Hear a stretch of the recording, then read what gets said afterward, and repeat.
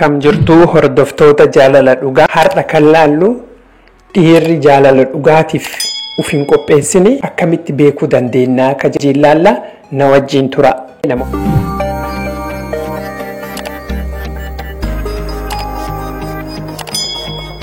Namoota chaanalii kanaaf haaraa taatan subscribe ammoo viidiyoo kana like gochuun dagatina. Seensa kiyya irratti akkuma himetti mata duree kana dubartoonni baay'een ni barbaadu. Dhiirri jaalalaaf uf hin qopheessin tokko amaloota fi mallattoo akkamii mul'isu jaalala keessatti. Akkuma isinitti hime mata duree kana dubartoonni baay'een ni barbaannaa jechuudha. Dhiironni baay'een ka jaalalaaf osoo uf hin qopheessin akka waan nama si jaalatee fakkeessanii dhiironni jaalalaaf uf hin qopheessin dubartoota baay'ee ni qunnamu jechuudha.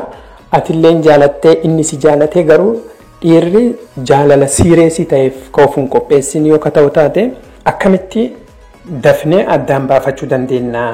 Namoonni tokko tokko daddafnee addaan baafachuu dadhabnaa jechuudha.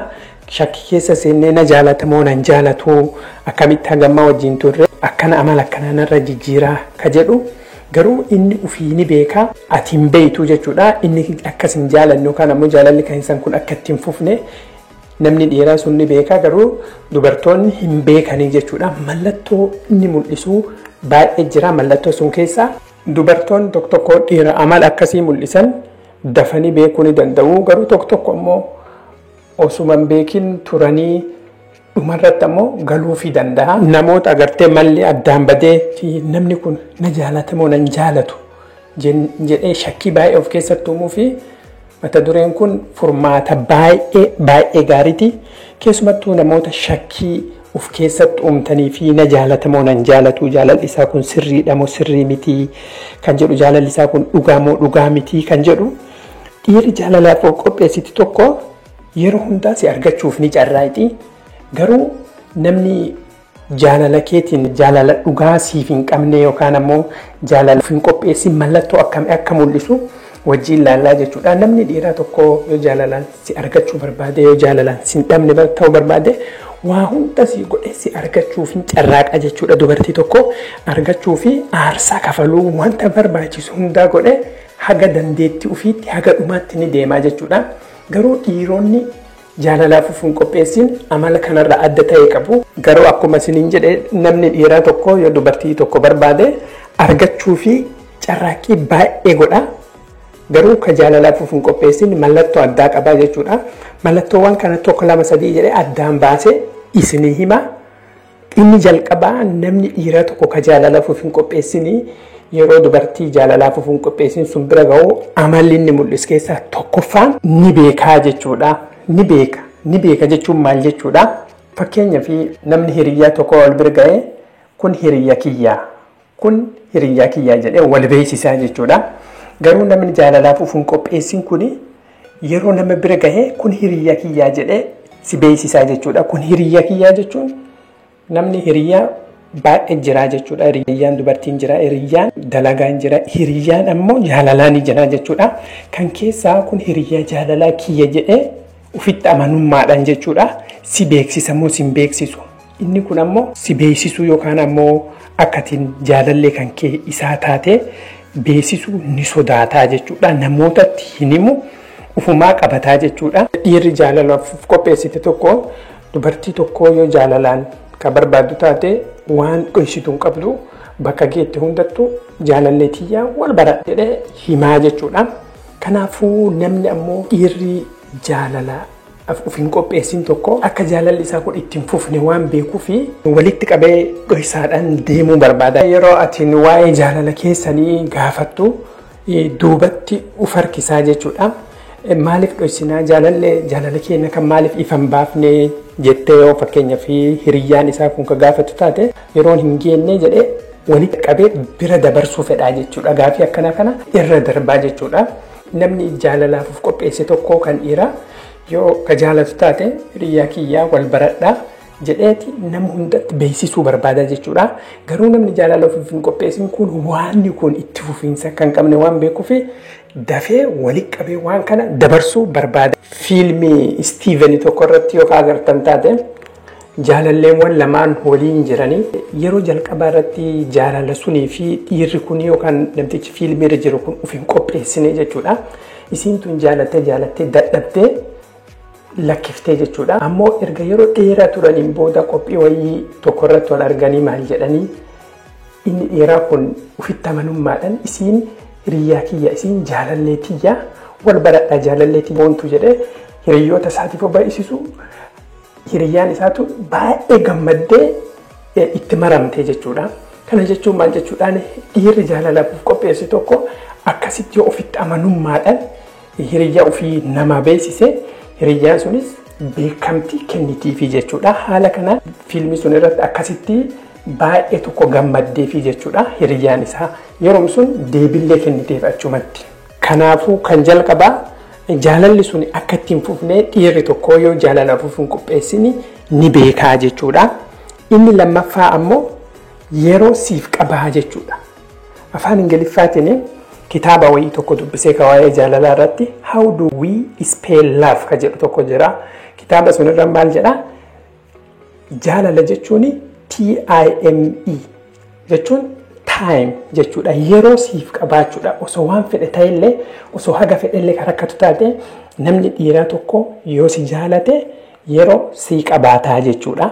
Yeroon sa'a 24 jira. Sa'a 24 sun keessa an biizillee yookaan jedhu taate haguma fedhellee yookaan yeroo dhabu taate yookaan bilbilaan yookaan tekstiin yookaan dhufes ilaaluudhaan qaaman dhufes ilaaluudhaaf carraaqii godhuufu baay'ee carraaqaa jechuudha. Yeroo hin qabu ka jedhu dhiira jaalalaaf ufuun qopheessini. Dubartoonni baay'ee wanti itti gowwoomtan jirtu. Inni na jaalataa garuu yeroo hin qabu biiziidha yookaan ammoo baay'ee tokko biiziidha. Osoo haga fedhellee biizii taate yookaan meesejii yookaan tekstii yookaan bilbila sa'aatii qaburraa yoo ka jaalalaaf uf qopheessi taate hin dhabnaafuu yeroo siif qabaataa jechuudha namni si jaalate tokko. Dhiirri jaalalaaf ufuun qopheessin ammoo yeroo iyyuu siin qabdu jechuudha. Fakkeenyaaf yoo keessi biraa deeme fa bakka biraa deemnan waliyyuun agartan jechuudha. Namni kun qalbii wal bira yoo jiraatte fageenya addaan nama hin baasu. Garuu dhiirri jaalalaaf ufuun qopheessin kun xiqquma biraa gortennaan siyyuu yaadatu jechuudha. Haala kanaan yeroo tokkollee siin qabaatu ammoo osoo sila jaalala dhugaa sii qabaate yeroo sii kennaa. Sadaffaan ammoo namni jaalalaaf ufuun qopheessin dhiirri jaalalaaf ufuun qopheessin tokko ni jijjiiramaa jechuudha. Asumatti nam gaariidha. Booda xiqqoo yoo turu amalli isaa jijjiiramee agarta. Baay'ee jijjiiramaa jechuudha. Yeroo tokko jaalala sii qabaa, yeroo tokko ammoo jaalala sii hin qabu, yeroo tokko sii bilbilaa, yeroo tokko sii hin bilbilu. Isumaa of balleessu agartaa jechuudha. Kanaafuu amala isaa irratti jaalalli isaa kun dhugaa waan hin taaneef jijjiiramaa jechuudha. Jaalala keessatti waan bifa tokko irratti nagartu jechuudha.